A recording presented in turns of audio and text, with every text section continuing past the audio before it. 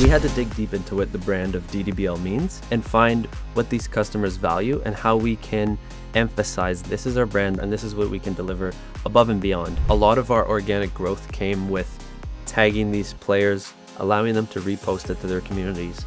So just getting everybody involved, because at the end of the day, Today we are exploring how to turn grassroots passion project into a thriving, brand-driven community. In 2026, the most successful businesses aren't just selling a service. They're building a culture that people actually want to be a part of. if you are scared to take that step, the worst that can happen is you looking back in the future, wishing that you've made that step earlier, because one thing you can never get back is time.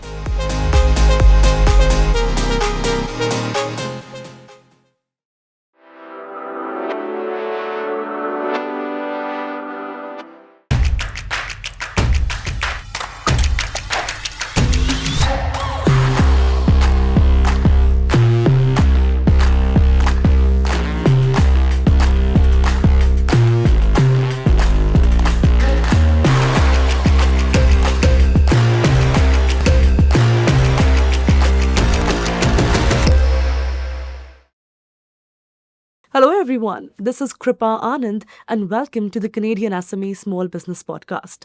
Today we are exploring how to turn grassroots passion project into a thriving, brand-driven community. In 2026, the most successful businesses aren't just selling a service. They are building a culture that people actually want to be a part of. Joining us today is Marco Ricciuti, the founder of Dunk Dynasty Basketball League. A marketer by trade and an entrepreneur by heart, Marco has scaled DDBL from a simple idea among friends into a premier sports experience in the GTA, generating hundreds of thousands of organic social media engagements. So before further ado, let's welcome the special guest. Marco, great to have you here. How are you doing? I'm doing quite amazing. It's a brilliant day. I'm super excited for the opportunity, and thank you for the introduction. It's our pleasure. Now, Marco, many people start recreational leagues, right? But you've managed to turn DDBL into a community-driven brand rather than just another place to, play basketball. So let's start by understanding what helps customers connect with the business rather than just, its service. For sure. That's actually an amazing question. So we had to figure that out quite fast, because traditionally the way that it approached us was we actually lost the permit to our home court, and we had to move sites. Okay. And with that came a lot of the brand image changing, because now people can't commit the same way they used to. So we had to dig deeper and say, hey, are we a place and a location, or are we an actual brand that delivers something unique to customers and they'll follow that? Yeah. So we had to dig deep into what the brand of DDBL means and find what these customers value and how we can emphasize that, hey, this is our brand, this is what you're here for, and this is what we can deliver above and beyond. And a good way to put that in real life perspective is a company like Starbucks or even Nike. They don't just stand for an apparel or a coffee company. Of course. They represent something more, something larger. They're selling an experience. An experience, Yeah. correct. So Starbucks, you like to go, the baristas are well trained, they're professional, and they create these custom coffees. They'll write a little heart on it, and you can sit down, work, and they create that setting. Yeah. And that's more than a traditional, coffee shop where here's your coffee, hello, goodbye type of thing. So we had to take that same approach, like I said, relatively fast. It can't kind of hit us out of nowhere, but we learned quick how to meet these values that these players actually come and see.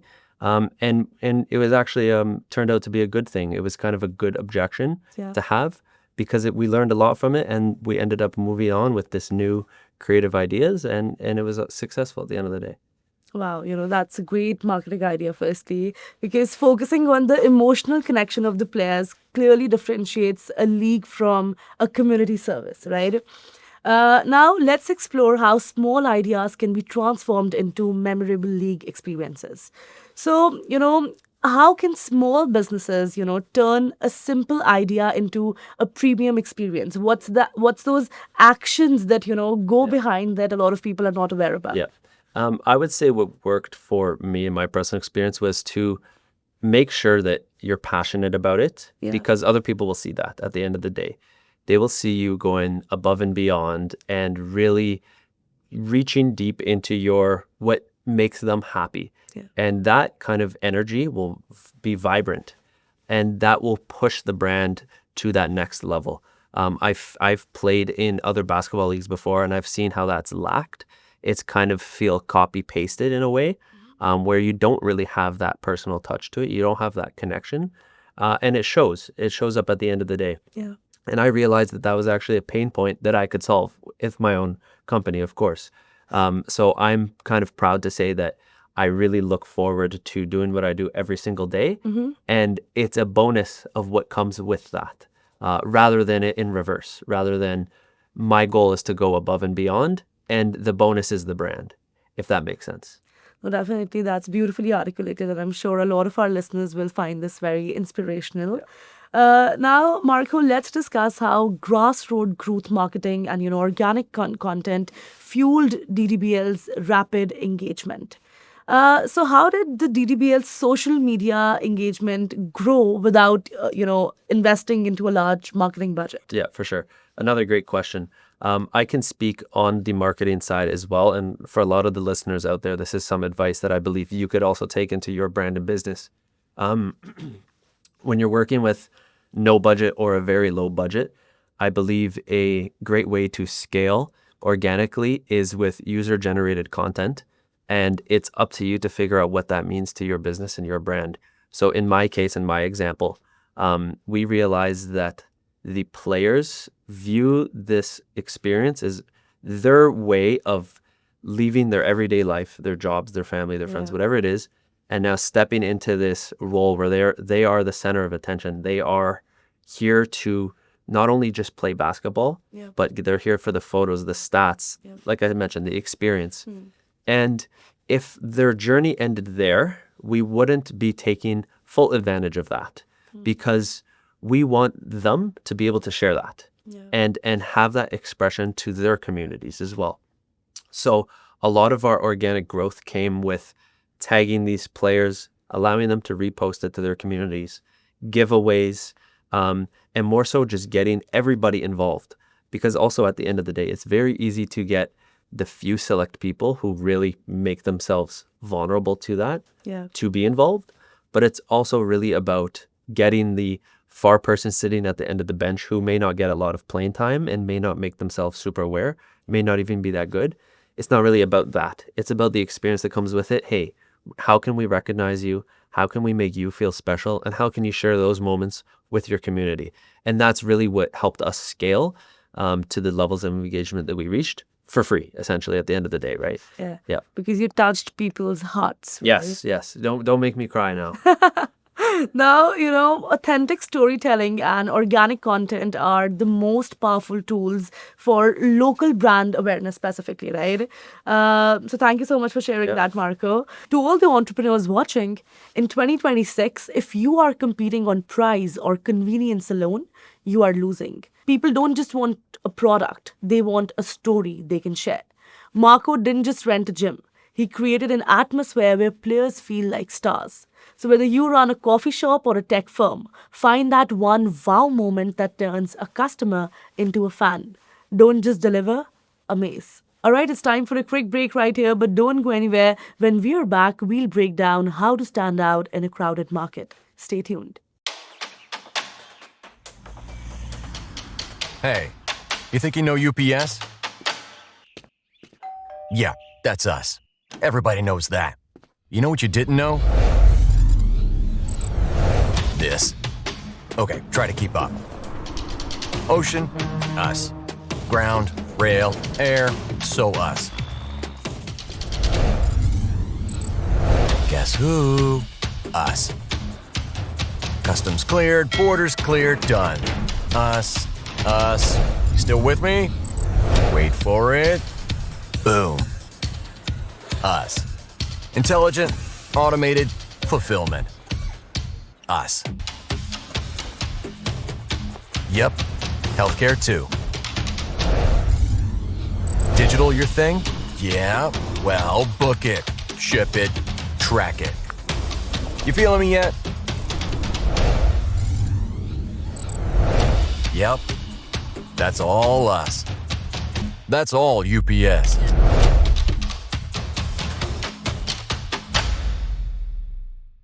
Welcome back, listeners. Let's dive into what really takes to cut through the noise and build a brand that people truly remember.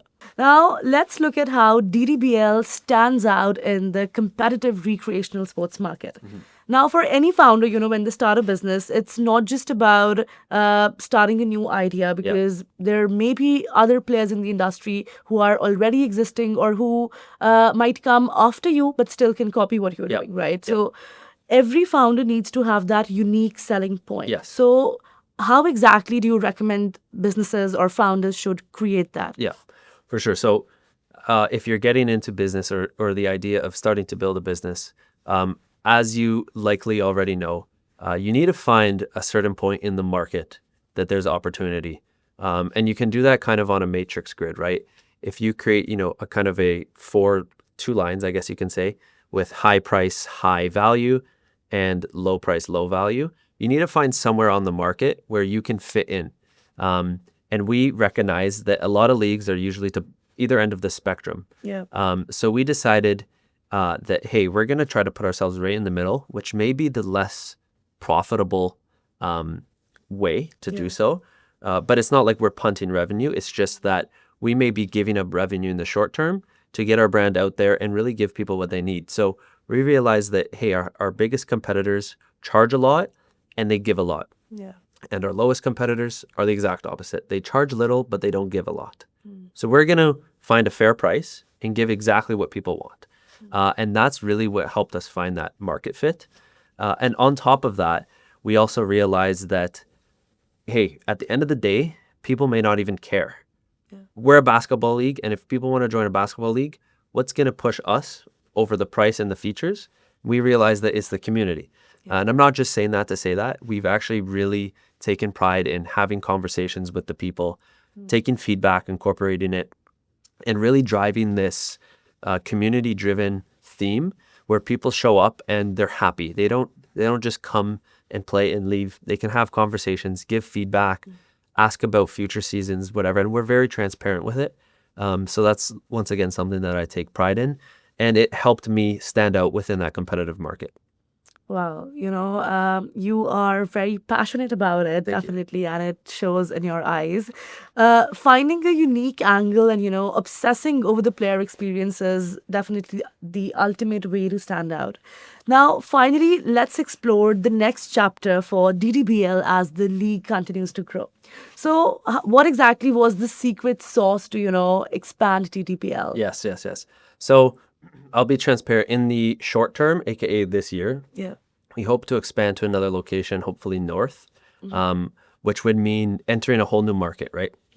Which in a business that's based around locality means we also need to grab an entire new bundle of customers. So that brings a lot of challenges, because not only are you entering a space where you don't know anything about it and you have to do your research, but you also are making a giant leap of faith, a large risk, right? Because we could put all this resources, time, money, effort into trying to break into this new space, and it can be completely rejected and fail. But at the end of the day, I could say the same thing about the idea in the first place, right? It's a leap of faith. So you have to take those steps. And when it comes to growth, an advice that I would give other people as well is meet your customers where they are. You don't need to overextend based on what you think is right or what your research may show. You should find, where are they? How can you meet them there? Whether it's price, social media channels, features, where they find their value. And once you meet them in that spot, you then can expand organically, I guess. I'm a pretty organic brand, so that fits into the theme. I would say that's a good way that we've expanded with our growth, is meeting our customers where they are and working with them. Wow, I definitely think, staying true to your grassroots origins while scaling is the key to long-term longevity. Now, I'm loving this conversation, Marco, and definitely I'd love for you to be back. But before we let you go for today, if there's one final piece of advice that you have for anyone listening to this who is afraid to, take that first leap of faith, what would you tell them and why? I would say, what do you have to lose, right? And your answer should be in your head, nothing. Because if you are scared to take that step, you the worst that can happen, and trust me, is you looking back in the future, wishing that you've made that step earlier. Because one thing you can never get back is time. So I would say just make sure you do the best research that you can. Make sure that you have the best people around you to support you. And make sure that at the end of the day, it's something that you like. And if you work a full-time job, you're able to come home after it and still put in the right amount of effort and dedication and time into that project. And also, more so than all, take advantage of the resources given to you. If I never pulled on the great support system I had, whether that's family or friends, or the resources available in Canada to small businesses like myself, such as the SME here, I would never be able to get the brand recognition, the startup juice that I was given. And ultimately, at the end of the day, if you don't even have those, go out there, put yourself out there, network, talk to people, reach out to people. And there's more than enough people willing to help. And at the very minimum, more than enough people will love the idea in some way or another and be willing to help. So my advice is to just get out there, try it. And trust me, at the end of the day, you may be saying, Marco, what are you talking about? I can lose thousands of dollars. It's fine. The worst thing you can lose is time. You don't want to regret doing something that you should have done in the past. So that's my advice. Hopefully that works. Take advantage of the resources, of course. And good luck. All the best. All right, that was a great reminder that passion is the best engine for any new business venture. And also, Marco, for the small business community that we have, for all the listeners, for all the founders who are crazy for basketball, but, often don't find a place or a community to, share those feelings with, how can they be a part of it as well? So it relates back to the point I kind of made previously, is make sure you put yourself out there. If you... This is I'm metaphorically speaking here, kind of sit and do nothing in that space, you're going to get nothing in return. Just try to put yourself out there, network. People like yourself will be willing to help, will be willing to support, and you will see magic happen from there. You will see opportunities open. You will see new ideas thrive, and the community is building itself, whether you may know it or not. So that'd be my advice. Don't be afraid. And even if you are afraid, jump into that uncomfort zone and try your best. Perfect. And where can they find more about DDBL specifically? We mostly dominate the social media channel of Instagram. So that would be at Dunk Dynasty Basketball, as well as our website, which is ddbl.ca. We mostly, also, I might as well touch on to this point, we found out that our audience is primarily on Instagram, and that's where they reshare. Right. If I was in a totally separate business, it would be somewhere else, maybe LinkedIn, maybe Facebook, Twitter, etc. So we found that one space and we chose to dominate in it and put all our attention onto that. Well, Instagram is definitely much better for community and engagement. Yes. All right, that was Marco Ricciuti, founder of DDBL. Thank you so much. Of course. It was such a pleasure. I actually have a gift for you that I brought. Oh. So this is one of our championship rings. Oh, wow. And That's so sweet of you. Of course, no worries. You can keep that. That's all yours as a token from me and the DDBL, the family. So thank you for having me on, and I appreciate it a lot. Thank you so very course. much. All right, that was Marco Ricciuti from Dunk Dynasty Basketball League, a masterclass in how to use storytelling and community to build a brand that resonates far beyond the court. To all the listeners, thank you so much for tuning in to the Canadian SME Small Business Podcast. Be sure to subscribe and visit CanadianSME.ca for more resources. And lastly, a very special thank you to our podcast partners, UPS and ADP, our HR partner, for their ongoing commitment to empowering small businesses across Canada. See you in the next episode. Kripa Anand signing off.